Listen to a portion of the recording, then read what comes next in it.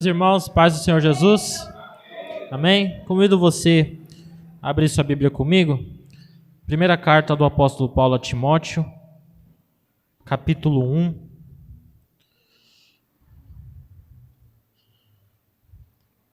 Primeira carta do apóstolo Paulo a Timóteo, capítulo 1. Nós vamos ler a partir do versículo 12. Você já sentiu a presença de Deus nessa noite? Maravilha. Primeira epístola do apóstolo Paulo a Timóteo, capítulo 1, a partir do versículo 12, assim nos diz a palavra de Deus. E dou graças ao que me tem confortado, a Cristo Jesus, Senhor nosso, porque me teve por fiel pondo-me no ministério. A mim, que dante fui blasfemo e perseguidor e opressor, mas alcancei misericórdia, porque eu fiz ignorantemente na incredulidade. E a graça de nosso Senhor superabundou com fé e o amor que há em Cristo Jesus. Esta é uma palavra fiel e digna de toda aceitação, que Cristo Jesus veio ao mundo para salvar os pecadores, dos quais eu sou o principal. Mas, por isso, alcancei misericórdia, para que em mim, que sou o principal, Jesus Cristo mostrasse toda a sua longanimidade para exemplo dos que haviam de crer nele para a vida eterna. Amém, irmãos? Feche seus olhos, oremos ao Senhor. Soberano Deus e querido Pai, em nome de Jesus, nós rogamos neste momento a inspiração do Teu Espírito para podermos ministrar a Tua palavra. Nós pedimos que o mesmo abra o nosso entendimento para estarmos atentos ao que o Senhor quer falar conosco nessa noite. Que esta palavra que é viva e eficaz, que esta palavra que é como um martelo que esmiuça a penha, que esta palavra, Senhor, que vem da Tua parte, que fala do Teu Filho, possa entrar em nossos corações, transformarmos, ó Pai, a semelhança de Cristo e que nós possamos Te glorificar e Te bendizer através da Tua palavra, Senhor. Tenha total liberdade para falar conosco. Esteja conosco, ó Pai. Em nome de Jesus oramos e Te agradecemos. Amém. Irmãos, na Bíblia nós temos duas grandes e importantes divisões no que se diz respeito a pactos ou testamentos. Nós temos o Antigo Testamento, firmado no Monte Sinai, e nós temos o Novo Testamento, que ocorre na morte de Jesus no Monte Calvário. E esses pactos, eles são divididos em livros na Bíblia, 39 no Antigo Testamento e 27, no Novo Testamento. No Antigo Testamento nós temos algumas subdivisões. Nós temos o Pentateuco, os 5 primeiros livros da Bíblia, nós temos os livros históricos, nós temos os livros poéticos, nós temos os profetas maiores e os profetas menores. No Novo Testamento nós temos o Evangelho escrito em 4 livros, nós temos o livro histórico do Novo Testamento, que é Atos, nós temos as epístolas paulinas, nós temos as epístolas gerais, que são escritas por Tiago, Judas, Pedro, e nós temos o livro profético, que é o livro do Apocalipse. Mas dentro das epístolas paulinas, dentro das cartas do apóstolo Paulo, nós temos textos onde ele direciona a igrejas, como por exemplo os irmãos que estavam em Roma, os irmãos que estavam em Tessalônica, os irmãos que estavam na Galácia, os irmãos que estavam em Éfeso, mas ele também direciona a carta a pessoas, como por exemplo Tito e Timóteo. Mas quando Paulo escreve a Timóteo é porque ele havia deixado Timóteo em Éfeso, para poder supervisionar o trabalho que estava ocorrendo ali. Você veja que no conceito, nas palavras da carta a Timóteo, das cartas a Timóteo, Paulo trazendo uma ênfase pastoral muito grande. Ele fala sobre o cuidado com as falsas doutrinas, ele fala sobre o cuidado com os jovens, sobre o cuidado com as viúvas, ele fala sobre os últimos tempos e o como isso deveria afetar o ministério do jovem pastor Timóteo. E dentro disso tudo, quando ele está falando aqui a respeito de falsas doutrinas e do evangelho da graça, ele diz isso: eu dou graças ao Deus, graças ao que me tem confortado, a Cristo Jesus, Senhor nosso, porque me teve por fiel, pondo-me no ministério. E aqui eu gostaria de extrair algumas lições para nós. Primeiro, é que nós devemos ter gratidão por aquilo que Deus faz através da nossa vida. Veja que o apóstolo ele está dando graças a Jesus, porque Jesus o teve por fiel, ignorou o seu passado e o colocou no ministério. Ele dá graças porque ele sabe que ele não merecia estar naquela posição, mas que por graça e misericórdia o Senhor lhe concedeu aquele privilégio que era exercer o ministério. E nós precisamos aprender a sermos mais gratos ao Senhor. Existem muitas pessoas à procura de emprego, você deve ser mais grato ao seu emprego. Tem muitas pessoas que não têm muita facilidade em escolher que roupa vai usar, e às vezes você abre o seu guarda-roupa e você tem muitas para poder escolher, você tem muitas para poder se vestir para vir para a igreja. Nós precisamos ser mais gratos por tudo aquilo que o Senhor tem feito na nossa vida, principalmente por aquilo que Ele tem nos permitido fazer dentro da sua obra. Paulo está agradecendo ao Senhor, porque ele entende que ele não merecia aquilo. Ele entende, no versículo 13 ele fala que ele foi blasfemo, que ele foi perseguidor, que ele foi insolente, que ele foi opressor. Ele entende que ele não merecia estar naquela função. E por entender isso, quando ele está naquela função, que é o apostolado, que é ser enviado para pregar as boas novas e estabelecer igrejas, ele entende, eu não merecia isso, então eu dou graças a Deus. Porque sozinho eu nunca teria chegado aqui. Eu só cheguei aqui por graça e misericórdia da parte de Deus. Nós, infelizmente, temos muito hábito de só criticar as questões do nosso próprio ministério. Nós olhamos para o nosso próprio ministério, às vezes, com o olhar de isso aqui me prejudica, isso aqui me toma tempo, isso aqui me cansa. Mas nós devemos olhar com gratidão para o nosso ministério. Porque é um prazer servir a igreja de Cristo. É um prazer poder fazer as coisas na casa do Senhor. Se você coopera na escola dominical, se você prega uma palavra, se você canta num departamento, se você de alguma forma trabalha na casa do Senhor, servindo os irmãos, isso é um motivo de gratidão ao Senhor. É um privilégio trabalharmos dentro da casa do Senhor. Veja que Paulo ele tinha tanta gratidão que ele agradecia até mesmo pelas dificuldades que ele enfrentava no meio do caminho. Quando Paulo cita suas fraquezas, quando Paulo cita suas perseguições, quando Paulo cita as dificuldades que ele tinha, ele dizia, mas eu tenho prazer nessas coisas, porque aí o poder de Cristo se aperfeiçoa em mim. Sabe, tudo o que acontece na sua vida é tudo para a glória do nosso Deus, então devemos agradecê-lo até pelas coisas ruins que acontecem. Como é que nós temos prazer naquilo que, de certa forma, é ruim para nós, Jucinaldo? Nós temos prazer naquilo quando entendemos que aquilo está nos aproximando do propósito de Deus para a nossa vida.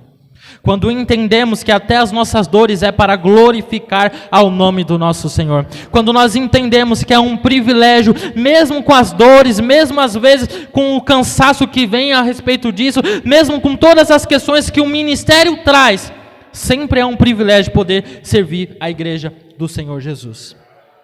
Sabe, quando o Senhor me confrontou a respeito de um sonho que eu tinha, profissional, de ser policial militar. Me lembro que a pastora Dani estava pregando na igreja que congregávamos. E ela ministrando e o Senhor falando ao meu coração. E eu comecei a chorar muito aquele dia. E eu lembro que um dos confrontos que o Senhor me fez foi Ele falar ao meu coração. Foi Ele falar ao meu coração que Ele havia me dado algo que Ele não havia dado a outras pessoas. Sabe, isso não foi como algo que trouxe arrogância ao meu coração, algo que trouxe soberba ao meu coração. Isso trouxe uma responsabilidade, uma gratidão, de dizer, eu preciso honrar aquilo que Ele me concedeu. Eu preciso honrar aquilo que Ele está fazendo na minha vida. E eu tenho certeza que Deus está falando com alguém aqui hoje, que você talvez esteja querendo desistir do seu ministério, talvez querendo largar a mão de tudo, mas Deus está dizendo, eu te concedi algo que eu não concedi a outras pessoas. Valorize aquilo que eu tenho feito na sua vida. Sabe, irmãos, nós devemos ser mais gratos ao Senhor, por aquilo que Ele tem nos proporcionado. Paulo tem gratidão pelo seu ministério. E olha que o ministério de Paulo foi pauleiro, irmão. Pensa em alguém que sofreu, multiplica por 10, dá 30% do que Paulo sofreu. Pensa no homem que foi injustiçado. Pensa no homem que até mesmo quando morreu, o texto bíblico diz que ele morre sozinho, desamparado, não tem ninguém do lado dele. Mas esse homem tinha consciência que ele combateu o bom combate, que ele acabou a sua carreira da forma que deveria ter acabado, que guardou a sua fé e que tinha consciência que quando ele chegasse na glória, Cristo estaria esperando ele com uma coroa incorruptível para a vida dele. Sabe, o seu ministério pode trazer sofrimento, mas seja grato ao Senhor, porque a gratidão gera bênção e força de Deus para você continuar na batalha. Segunda lição para nós aqui, a primeira é que nós devemos ser gratos pelo nosso ministério. Quando eu falo ministério aqui, eu falo tudo aquilo que você faz em prol do reino. Você deve ser grato, porque Deus te capacitou, porque você não era digno de viver isso, e você vive pela graça de Deus. Segundo, o seu chamado tem a ver com a graça e não com as suas habilidades. O chamado tem a ver com a graça. Paulo diz, eu dou graças ao que me tem confortado, a Cristo Jesus, Senhor nosso, porque me teve por fiel, pondo-me no ministério. Paulo entende que é pela graça que ele vive. Eu convido a você a abrir comigo 1 Coríntios, capítulo de número 15.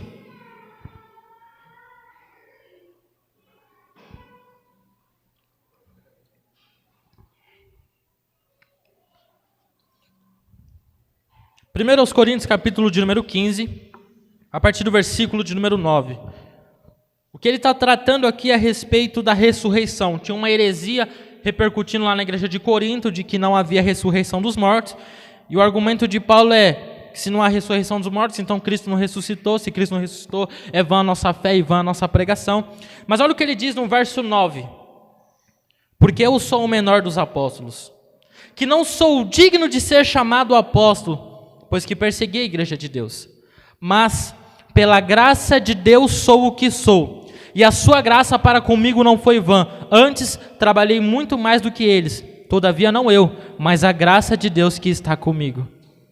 O que ele está dizendo? Eu estou numa posição que eu não mereci estar.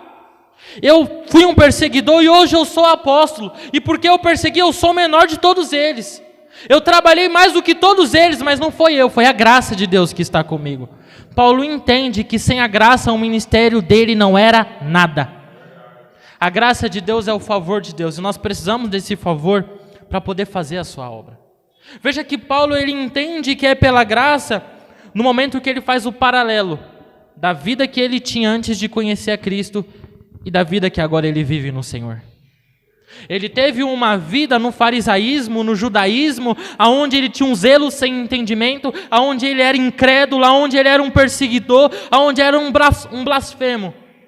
E agora ele tem uma outra vida, que ele mesmo diz que vivia pela fé no Filho de Deus. Uma vida dedicada a seguir ao Senhor, de seguir os seus princípios e de glorificar o seu nome. Ele faz um paralelo, e ele entende que ele só teve essa mudança de vida por causa da graça. Eu convido a cada um dos irmãos aqui a fazer uma reflexão de quem você era longe de Cristo e de quem você hoje é com Ele. De quem você, o que você fez, os pecados que você praticou, quem você era, a maneira que você se comportava e quem Ele fez você ser na presença dEle. É graça de Deus na sua vida, por isso que nós devemos ser gratos, irmãos. O seu chamado não tem a ver com a sua capacidade, não tem a ver com as suas habilidades, não tem a ver com o seu currículo. Porque Paulo foi um perseguidor, Paulo foi um blasfemo e se tornou o maior líder da história do cristianismo. Essa é a graça de Deus. Pega pessoas impuras, pega pessoas que estão no pecado, transforma ela, transforma num pastor, transforma no evangelista, transforma num pregador, transforma numa testemunha da ressurreição dele. É interessante que Paulo ele nunca escondia o seu passado pregresso. Paulo nunca escondeu o seu testemunho. Porque a primeira coisa que Jesus faz quando ele tem um encontro conosco é nos mostrar nitidamente que ele conhece tudo aquilo que nós estamos fazendo. Quando ele tem um encontro com Paulo, ele fala o quê? Saulo, Saulo, por que me persegues? E quando ele tem um encontro com a mulher samaritana, ele fala assim, vai e chama seu marido. Ela, eu não tenho marido. É verdade, você teve 5 e o que você tem agora não é seu. Ela entra na cidade e ela sai pregando, vinde e vê de um homem que disse tudo quanto eu tenho feito. Porventura não é esse o Cristo? Ou seja, ele tira todo o véu e fala, eu conheço você na essência. Eu conheço aquilo que você faz. Eu conheço os pecados que você pratica, mas é sobre isso que Ele vem e coloca a sua graça. Irmãos, talvez você tenha vergonha do seu testemunho, mas isso que um dia foi vergonha, hoje é para a honra e glória do nome do Senhor. Conte para as pessoas o que Deus fez na sua vida. Fale para as pessoas do milagre que Deus fez na sua história. Quando Jesus tem um encontro com um gadareno e transforma a vida dele, o texto diz que ele quer seguir Jesus. Jesus fala, não, você vai para os teus. E você vai contar quão grandes coisas eu fiz por você e o quanto eu tive misericórdia de você. Eu fico na minha imaginação, santificada pelo Espírito Santo, eu tento ficar pensando como é que esse camarada pregava. Eu imagino ele chegando para alguém e falando assim, eu estava aqui um dia, perturbado da vida, cheio de demônio, estava pegando essas pedras que você está vendo aqui, estava agredindo o meu próprio corpo, estava gritando por aí, a polícia não me aguentava mais de tanto me levar preso, ninguém aqui gostava de mim, eu vivia como um louco, eu vivia um doido, mas um dia apareceu um barco ali, e só desceu um homem de lá, e eu dobrei os joelhos diante dele, e ele mudou a história da minha vida. Irmãos, não tenha vergonha de dizer aquilo que Deus fez na sua história. Não tenha vergonha de propagar aquilo que Deus fez na sua vida. Porque o poder de alguém que um dia usou droga, chegar para alguém e falar, cara, eu tive nessa mesma situação que você. O Jesus que me libertou também pode te libertar. Alguém que um dia foi do crime, descer numa biqueira e falar assim, você está nessa situação, eu também já estive, mas o Jesus que me libertou tem poder de te libertar. Alguém que vivia na depressão pode chegar e dizer, um dia eu tive de depressão, mas Ele curou a minha alma, Ele também pode curar a sua. É a graça de Deus que faz isso, que transforma a nossa vida e faz com que a gente propague essa graça para outras pessoas. O passado de Paulo torna-se testemunho, porque uma das promessas para a nova aliança, e isso está lá em Jeremias 31, também repetido em Hebreus, é que Deus nunca mais se lembraria das nossas iniquidades. O passado de Paulo torna-se um testemunho. Ele entende que Jesus conhece tudo da vida dele. E ele mesmo fala aqui no texto, 1 Timóteo, verso 13, a mim que dantes fui blasfemo e perseguidor, opressor, mas alcancei misericórdia. E por que Paulo alcança misericórdia? Porque o que Paulo faz, o texto diz, é por ignorância e incredulidade. Tudo que você fez no passado, longe de Cristo, foi por essas duas coisas, ignorância e incredulidade. O camarada pode ser um doutor, se ele está longe de Cristo, o texto bíblico chama ele de ignorante. Quando Paulo prega em Atenas, a Bíblia diz que ele disse que Deus não levava em conta o tempo da ignorância. Ou seja, a partir do momento que você se converte, aquele tempo, Deus esquece ele. Deus não leva em conta o tempo da ignorância, mas anuncia agora a todos os homens e em todos os lugares que se arrependam. Porque Ele tem determinado um dia em que com justiça há de julgar o mundo através do varão que o destinou e deu prova disso a todos ressuscitando do meio dos mortos. Quando Paulo escreve aos Efésios, ele fala, em Efésios capítulo de número 4, que os homens estão separados da vida de Deus pela ignorância que há neles. É por isso que o Salmo 119, em alguns dos seus versos, que são muitos, eu não lembro agora, ele diz, eu tenho mais conhecimento de que todos os meus mestres, porque eu medito nos teus estatutos. O homem longe de Deus está vivendo na ignorância e vivendo na incredulidade. Mas a partir do momento que nós dobramos nossos joelhos e confessamos esse Senhor e Salvador, essa graça trabalha em nosso coração e nós alcançamos misericórdia da parte de Deus. A mim que dantes fui blasfemo, perseguidor e opressor, mas alcancei misericórdia. Sabe, merecia ser condenado pelo que estava fazendo, merecia ir para o inferno pelo que estava fazendo, mas Deus tira essa condenação de sobre ele e dá graça para a vida dele. O nosso chamado não tem a ver com a nossa habilidade, tem a ver com a graça de Deus. Eu postei um vídeo esses dias e eu repito aqui. Deus pega Moisés e Moisés escreve assim, porque Deus escreveu, ele quebrou as tábuas, ele teve que escrever tudo de novo. Então ele tem que escrever lá, não matarás. Ele tem que escrever lá, não terá outros deuses diante de ti. Nos 613 preceitos que desdobram ali, no total das 613, ele tem que escrever contra incesto. E ele é fruto de um incesto, relacionamento de uma tia com um sobrinho. Ele escreve, não matarás, ele já havia matado alguém. Ele escreve, não terás outros deuses diante de ti, e ele teve os outros deuses do Egito diante dele. E esse camarada que fez tudo isso, Deus escolhe ele para ser líder do seu povo, para ser um profeta, para ser um legislador, e o nome do Senhor é glorificado na vida dele. Humanamente não tinha moral nenhuma para falar para ninguém matar, mas é a graça de Deus que faz isso. Humanamente falando, não tinha moral nenhuma para falar assim, ó, não pode ter outros deuses diante de vocês, viu? Porque ele já teve. Mas a graça de Deus faz isso. Nos lugares onde um dia você pecou contra o Senhor, ele faz você voltar lá, mas com uma concepção diferente, com um propósito diferente. Você pode descer na mesma rua onde um dia você pecou contra o Senhor, mas regenerado e mudado pela graça dele. Você pode transitar e falar com as mesmas pessoas da sua antiga vida, mas quando elas falarem com você, elas precisam ver uma diferença na sua vida. Ele alcança misericórdia. Sabe, meu falecido avô que está com o Senhor, faleceu no ano passado. O meu avô viveu uma vida muito pregressa. Aliás, a minha família tem um histórico de criminalidade muito grande. Tive muitos tios presos. Meu avô ficou no Carandiru. Meu avô bebia, meu avô, enfim, fumava, era muito ignorante.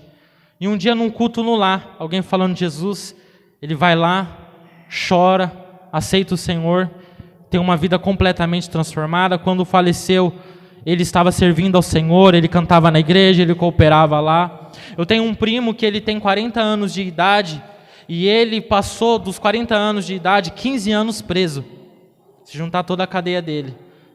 E ele disse, eu estava lá no fundo da cadeia, tinha algo tampando, e um pregador da Assembleia, um pastor da Assembleia de Deus, começou a dizer, você que está se sentindo sozinho aí atrás, Deus tem um propósito na sua vida, e começou a pregar, e ele saiu, é uma pessoa completamente transformada. O meu pai viveu muitos anos na favela do Madalena, e um evangelista chamado Cido, que é meu tio, ele olhou para ele e falou assim, ó, vai ter uma guerra aqui, mas antes dessa guerra acontecer, Deus vai tirar daqui. Ele fala isso para o meu pai em dezembro. Meu pai sai de lá e essa guerra acontece em abril, morreu todo mundo e ele não morreu. E meu pai disse que ficou se perguntando, como é que Deus fala com alguém? Eu estou aqui fazendo o que estou fazendo, Deus vem e fala comigo desse jeito, e teve a vida transformada pelo Senhor. Que é isso, irmãos? É a graça de Deus. São pessoas que o currículo dela não são dos melhores, são pessoas que o histórico dela não são dos melhores, mas Deus alcançou e quis usar pela sua graça. O padrão do homem que Deus usa é esse, é vã, desprezível, é louco, é aquilo que o homem não quer, que ele usa para que o nome dele venha a ser glorificado. Esse é o padrão do homem que Deus usa. Deus pega pessoas que são desprezíveis, que são descartáveis, e transforma para que o nome dele venha a ser glorificado. Paulo, ele dá graças a Deus pelo seu ministério, porque ele entende. Eu estou aqui hoje, mas lá atrás, eu persegui os cristãos. Eu matei cristãos. Eu peguei cristãos e fiz eles blasfemar. Eu peguei mulheres e saí arrastando no meio da rua. Eu fui na sinagoga, peguei cartas para poder levar eles presos. Quando alguém estava apedrejando, eu dava meu voto. Ele segura as vestes das pessoas que estão apedrejando Estevão, que é o primeiro mártir da igreja. Esse camarada que quando se converteu, por incrível que pareça, a igreja de Jerusalém achou que ele estava mentindo. Quando ele chegou em Jerusalém, os irmãos achou que ele estava disfarçando para poder pegar os irmãos lá. Imagina isso, você se converte e a igreja não quer te aceitar. Mas é a graça que alcançou aquele homem. Sabe, a gente precisa entender essa mensagem, irmãos. O nosso chamado, o meu chamado, não tem a ver, eu tenho que fazer teologia, eu tenho que estudar hebraico, eu tenho que estudar grego, eu tenho que fazer apologética, não, eu preciso estudar. Isso vem, mas vem lá depois. Primeiro você precisa entender que é a graça de Deus que vai te capacitar. Porque a mesma graça que capacita um teólogo para abrir a Bíblia e explicar um texto, também capacita pastores analfabetos que pregam a palavra e a gente sente o Espírito Santo falando. Eu não sei vocês, mas eu já tive essa experiência de ver gente que não sabe escrever o próprio nome, mas ela fala de Deus, cara, aí não tem teologia, aí não tem grego, aí não tem hebraico, você vai falar o quê?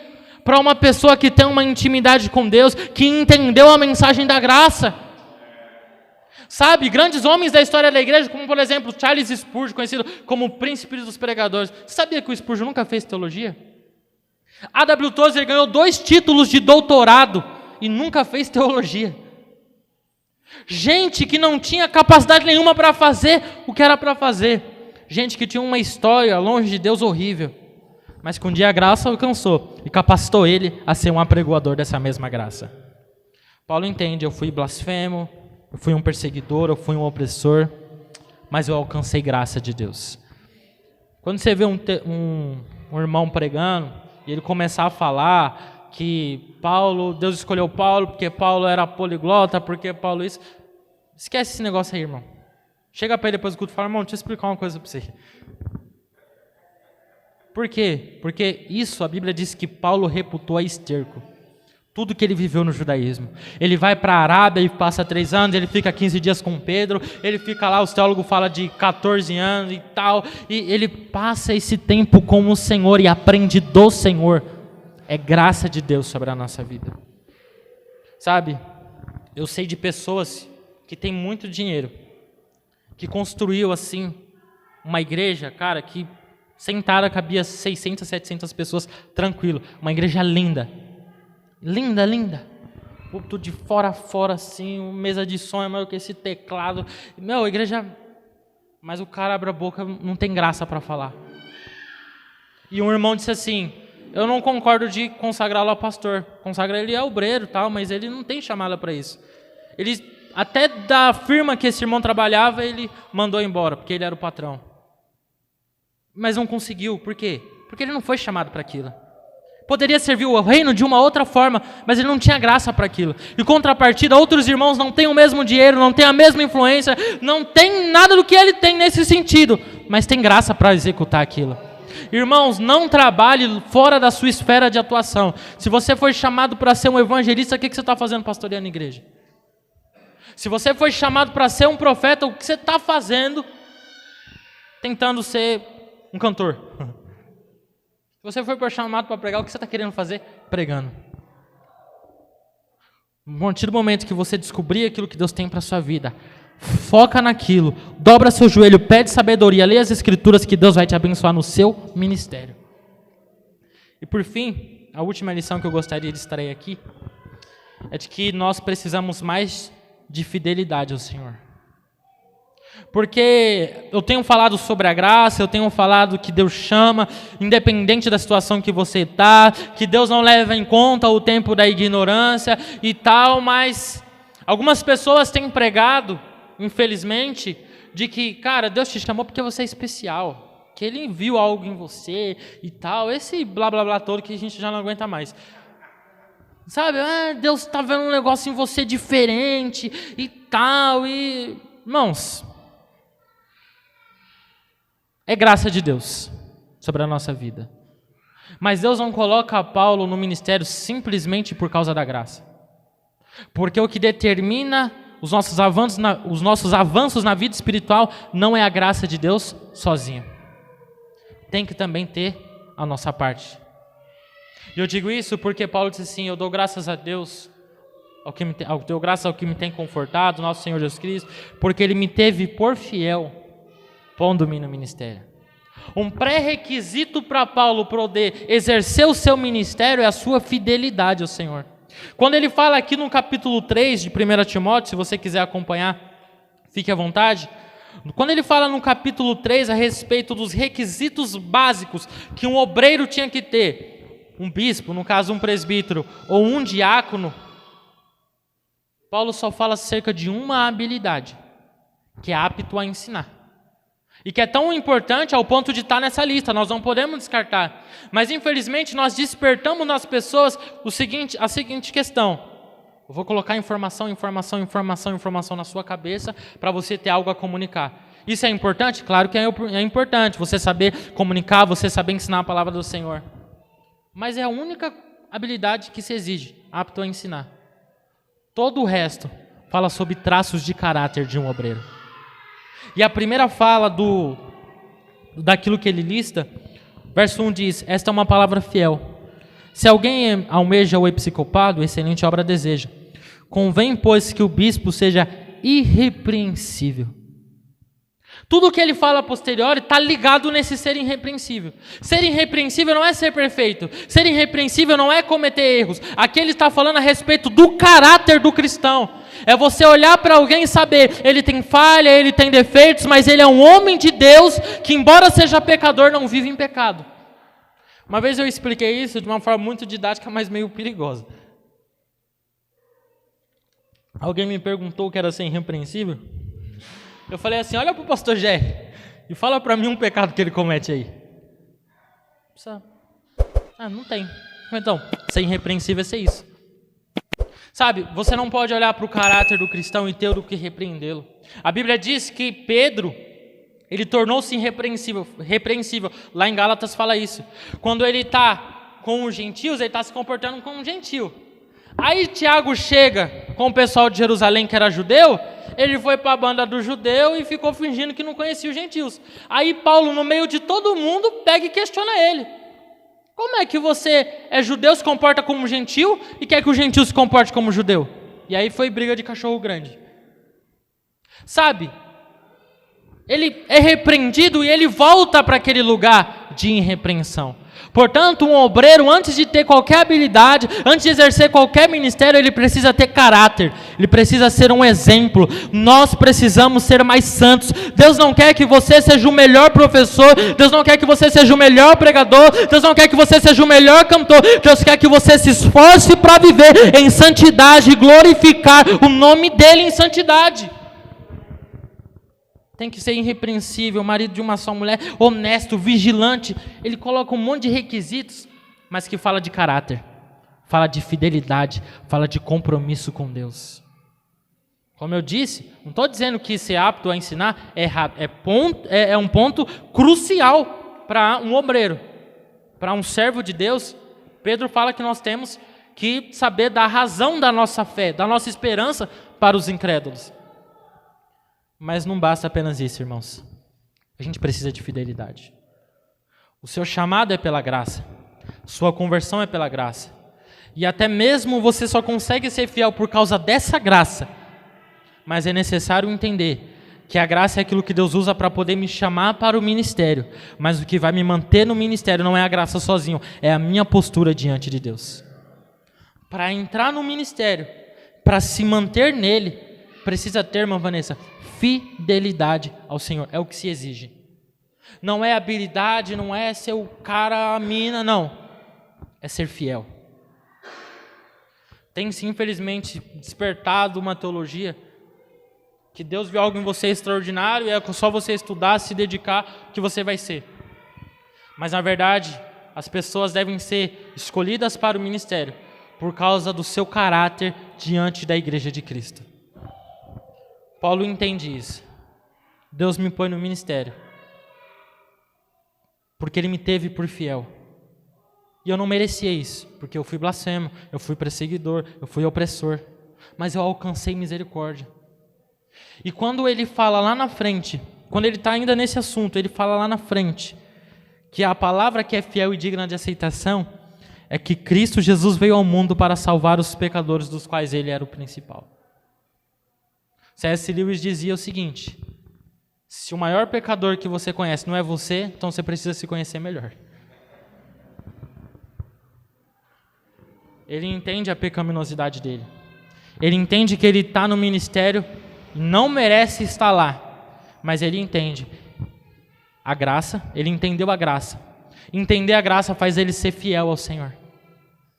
Porque existe aquilo que hoje se chama talvez de graça, hipergraça, né? O pessoal fala da hipergraça, que é um termo que Dietrich Bonhoeffer falava já há muito tempo atrás, que é graça barata. Eu prefiro esse termo, graça barata. O que ele faz isso? Oferece perdão sem arrependimento, oferece evangelho sem cruz, oferece cristianismo sem discipulado, oferece ministério sem sofrimento. Sabe, um cristianismo mamão com açúcar, sabe? Que já é doce, você põe açúcar para ficar mais... Ele entende a graça. E a compreensão verdadeira da graça vai fazer a gente ser fiel. Paulo fala isso em Romanos 6. Ele fala, a gente vai pecar mais para que a graça de Deus seja mais abundante? De forma nenhuma. Quando a gente entende a mensagem da graça, a gente procura ser mais fiel ao Senhor. Quando a gente entende a mensagem da graça, a gente se preocupa com aquilo que Deus está vendo em nós. A gente se preocupa em santificar, em mudar a nossa conduta. Então, irmãos, antes da gente pensar no ministério apenas como uma posição de destaque, ou um serviço como uma posição de destaque, ou acreditar que é por nossa conduta, na verdade ela não está atrelado às nossas habilidades ou tempo de crente. Está relacionado a duas coisas: graça e fidelidade. Porque você pode não ter habilidade nenhuma, Deus faz você ter. Você pode não saber fazer nada. O camarada que fez a Arca da Aliança não sabia fazer. Deus capacitou ele para fazer aquilo. O Moisés olhou e falou assim: mas eu tenho uma língua presa, eu não consigo ir. E Deus falou: não, mas eu não fui eu que fiz o surdo, eu não fiz o mudo, eu não fiz... Você vai, eu vou estar com você, você vai fazer. Deus se irou com ele por conta disso. Porque Deus não chamou ele porque ele era bom, Deus não chamou ele porque ele era capaz, Deus chamou ele por causa de graça e de misericórdia, porque Deus decidiu. Ou como Gideão: mas eu sou da família mais pobre, eu sou o menor da minha casa, né? E não é isso, não é por isso que eu estou te chamando. Estou te chamando por graça, estou te chamando por misericórdia, estou te chamando porque eu escolhi te usar. É essa a perspectiva que a gente tem que ter do nosso serviço. A gente então não tem que olhar para esse quesito. Capacidade. São dois requisitos: graça de Deus e fidelidade. Se você for fiel ao Senhor, a graça de Deus vai abundar cada vez mais na sua vida. E se a graça estiver abundando na sua vida, você sempre vai ser grato por aquilo que Deus está fazendo. Porque ministério de sucesso, você tem que tomar cuidado, porque ser famoso e ter um ministério de sucesso são duas coisas diferentes. Você pode pregar para muitas pessoas e Deus não está aprovando o que você está fazendo. Mas se você tem um caráter ilibado, se você procura ser fiel ao Senhor, se você tem graça naquilo que você está fazendo, pode ter certeza, muitas vidas vão ser alcançadas através da sua vida, meu irmão. Mas o que nós precisamos fazer hoje, além de entendermos essa mensagem para nós, é fazer aquilo que Jesus um dia disse para nós fazermos: orarmos para que Ele envie trabalhadores para a seara. Porque tem muita gente cantando, pregando, mas fazendo a obra de Deus não está. Sabe? Não está fazendo a obra de Deus, não está fazendo aquilo que Deus quer, não tem vivido uma vida de santidade. Mas Deus ainda tem os seus. Quando Paulo está escrevendo isso a Timóteo, Timóteo está com problemas na igreja, porque possivelmente tinha heresias de cunho pagão, mas também tinha heresias vindas do judaísmo. Paulo fala sobre os mestres da lei nessa carta. E eu entendi isso há muito tempo. Por exemplo, lá em Gálatas nós vemos sobre os judaizantes. Enquanto o diabo levanta esses hereges, esses falsos profetas, Deus levanta profetas verdadeiros. Enquanto tem muitas pessoas que não estão comprometidas com o reino, Deus também tem muitas pessoas que estão comprometidas com o reino. Enquanto existem pessoas vivendo na infidelidade, tem muitas pessoas que são fiéis ao Senhor. Enquanto existem pessoas que não entenderam a graça, Deus tem nos levantado como igreja para entendermos essa mensagem vinda da parte de Deus. Amém, irmão? Se Deus falou contigo, aplauda o nome do Senhor. E aqui eu agradeço a minha oportunidade. Orar. Fique de pé, vamos orar ao Senhor.